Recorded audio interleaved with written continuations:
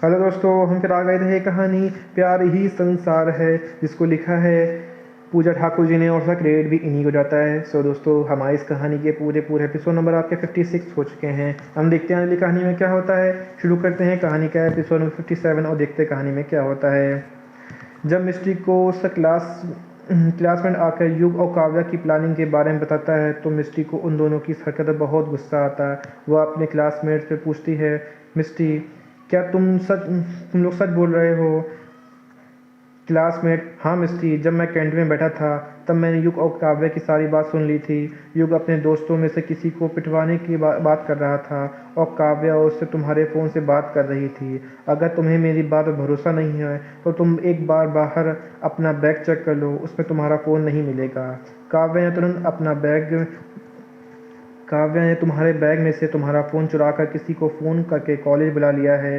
ये सुनकर मिस्टी तुरंत अपनी क्लासरूम में भागते हुए बाहर आती है और काव्या युग को ढूंढने लग जाती है। जब मिस्टी की नज़र काव्या और युग पे पड़ती है तो मिस्टी को उन्हें बहुत गुस्सा आता है। वो अपनी उसी गुस्से में को लेकर उन दोनों की तरफ बढ़ती है। जब मिस्टी उन दोनों की तरफ बढ़ ही रही थी तो उसने देखा कि वहाँ उन दोनों खंबे के पीछे खड़े होकर किसी को देख रहे हैं।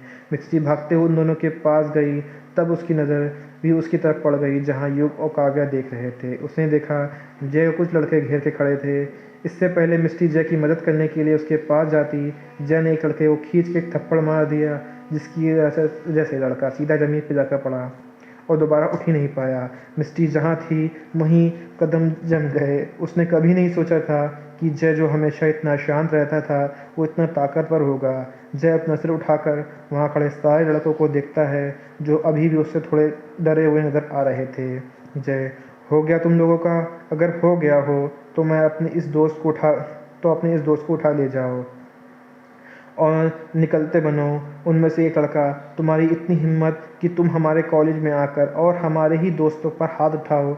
तुम्हें क्या लगता है तुम यहाँ से सही सलामत जा भी पाओगे? युग को तो अपना सर उसी खंबे को फोड़ने कर रहा था जिसके पीछे वो इस वक्त छिपा हुआ था। युग अपने मन ही में कह रहा था, उसका ये दोस्त आज तो पक्का मरने वाला है। ये लड़का किससे पंगा ले रहा है ये वो भी नहीं जानता। लेकिन युग जय के बारे में काफ़ी कुछ जानता था। उनमें से एक लड़का हिम्मत करके आगे बढ़ता है और जैसे ही वो जय पे हाथ उठाता है, जय उसका हाथ पकड़ के मरोड़ देता है और उसकी पीठ से लगाकर उसे घुटनों से नीचे तक लात मारता है, जिससे वो लड़का सीधा घुटनों के बल ज़मीन पर गिरता है और दोबारा उठ भी नहीं पाता। सारे लड़के एक दूसरे का चेहरा देखने लगते हैं और सब एक साथ मिलकर जय पर अटैक करते हैं। जय सबके अटैक से बचता हुआ एक लड़के का हाथ पकड़कर सीधा उसकी गर्दन पर मुक्का मारता है। वो लड़के भी नीचे ज़मीन पर गिरते हैं। जय तुरंत दूसरे लड़के के पेट पर एक लात मारता है। वो लड़का सीधा कुछ दूर जाकर ज़मीन पर गिरता है। तीसरा लड़का जय से हमला करने के लिए आगे बढ़ ही रहा था कि जय ने उससे पहले ही उसका गला पकड़ लेता है और उसे उठाकर सीधा ज़मीन में पटक देता है। उनमें से कोई भी लड़का जय के वार को एक बार भी झेलने की ताकत नहीं रखता था। जय जिसको भी मारता था वो दोबारा खड़ा नहीं हो पा रहा था। इसलिए जय सिर्फ 5 मिनट में ही उन सबको एक एक करके ज़मीन पर पटक देता है। जय भी उन लोगों के साथ ज़्यादा हार्ड नहीं होना चाहता था। आखिर वो थे तो कॉलेज के ही बच्चे। वैसे जैक की खुद की उम्र कुछ ज़्यादा नहीं थी, लेकिन उसने बहुत ही कम वक्त में ही अपने आप को ज़्यादा काबिल बना लिया था।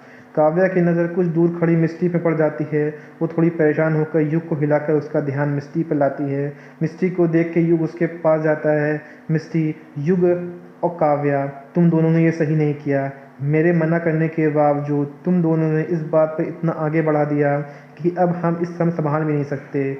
युग, वेदिका, पहले ये बताओ कि कल रात तुम्हें घर ले जाने वाला इंसान यही था क्या? मिस्टी, हाँ, तुम ये क्यों पूछ रहे हो? युग, सब कुछ ख़त्म हो गया। मैंने अपने हाथों से अपनी कब्र खुद खो दी है। काव्या, सॉरी यार, इससे इससे गलती हो गई। हमें नहीं पता था कि ये इतना हैंडसम और गुड लुकिंग दिखता है। मिस्टी, क्या? मिस्टी काव्या की इस बात पे बहुत हैरान थी। मिस्टी काव्या घूरते हुए कहती है, बकवास बंद कर काव्या। काव्या, अरे यार, क्या तू भी ना? अच्छा चल यार, तू मेरा एक काम कर दे, मेरी सेटिंग इस हंस से करवा दे प्लीज़ यार। तूने अपने भाइयों से तो मेरी भी सेटिंग करवाई नहीं, कम से कम अपनी भाभी के भाई से ही करवा दे प्लीज़ यार, कितना हैंडसम है और कितना स्ट्रॉन्ग भी। मैं तो इसकी दीवानी हो गई।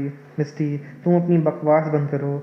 तुम दोनों को तो मैं बाद में देखती हूँ, कहते हुए मिस्टी जय की तरफ भाग जाती है और जय मिस्टी को देख के पूछता है, जय, मिस्टी तुम ठीक तो हो? मिस्टी, हाँ। जय, मैं बिल्कुल ठीक हूँ। जय, पर मुझे तो तुम्हारे फ़ोन से फ़ोन आया था। मिस्टी जय की बात को काटते हुए कहती है, आई एम सॉरी जय, ये सब मेरे दोस्तों ने किया है। जय, मैं कुछ समझा नहीं मिस्टी। मिस्टी काव्या और युग की तरफ इशारा करते हुए कहती है, इन दोनों की वजह से। जय मिस्टी को दिखाए हुए डायरेक्शन की तरफ देखता है। वहाँ एक लड़का एक लड़की दोनों खड़े हुए थे। जय मिस्टी की तरफ देख के पूछता है, इन्होंने ऐसा क्यों किया? मिस्टी, जय प्लीज़ हम लोग कहीं आराम से बैठ के बात कर सकते हैं। जय मिस्टी की बात मान जाता है, हाँ ठीक है चलो। घर पर रोली बैठकर एक इम्पोर्टेंट फाइल पढ़ रही थी। ये वही फाइल थी, इसमें बजाज फैमिली की सारी इन्फॉर्मेशन थी जो कल रात बैठकर जय ने पॉइंट आउट किया था और आज सुबह उसे रोली को दे दिया था ताकि वो भी इसे पढ़ के स्टडी कर ले। रोली फाइल को पढ़ ही रही थी, तभी उसे माहिर का कॉल आता है। रोली तुरंत माहिर का फ़ोन उठा कर लेती है। रोली, जी कहिए माहिर जी। माहिर, रोली क्या आज तुम बिज़ी हो? रोली, नहीं मैं बिल्कुल बिज़ी नहीं हूँ, पर आप ऐसा क्यों पूछ रहे हैं? माहिर, क्योंकि आज सुबह ही तुम्हारी वजह से मुझे दादाजी ने इतना डांटा है कि मैं अपनी खूबसूरत सी बीवी को बिल्कुल भी वक्त नहीं दे पा रहा हूँ, तो मैंने सोचा क्यों ना आज उसकी ये शिकायत भी दूर कर दूँ। रोली, इससे आपका क्या मतलब है? माहिर, वो सब तुम्हें बाद में खुद ही समझ आ जाएगा, बस आज रात तुम रेडी रहना। मेरा ड्राइवर ठीक शाम 7 बजे तुम्हें पिक करने आ जाएगा, बस तुम उसके साथ चुपचाप चली आना।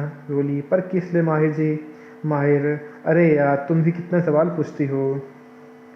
माहिर, रोली, क्या तुम्हें मुझ पर भरोसा नहीं? यकीन मानो, आज की शाम तुम्हारी ज़िंदगी की सबसे खूबसूरत शाम होगी और तुम इसे पूरी ज़िंदगी भी नहीं भूल पाओगी।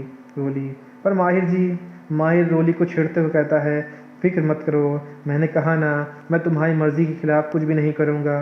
मुझ में बहुत संयम है, बस तुम इसे कभी टेस्ट मत करना। रोली माहिर की यह बात सुनकर थोड़ी शर्मा जाती है। अब बैठी बैठी शर्माती रहोगी कि शाम की तैयार भी होगी? शाम को आना है तो मैं अभी से तैयार हो क्या करूँगी? पर मैंने तो सुना था कि लड़की को तैयार होने में बहुत वक्त लगता है और वह लड़की खूबसूरत हो तो और ज़्यादा वक्त लगता है, और मेरी बीवी तो कुछ ज़्यादा ही खूबसूरत है। रोली माही की बात सुनकर उसे कहती है, सच में माही जी, आपको ना लड़कियों की तारीफ़ करना बिल्कुल भी नहीं आता। यह तारीफ़ कम, लड़कियों की इंसल्ट ज़्यादा लग रही है। माहिर, तो मैं क्या करूं, मुझे तारीफ़ करना नहीं आती।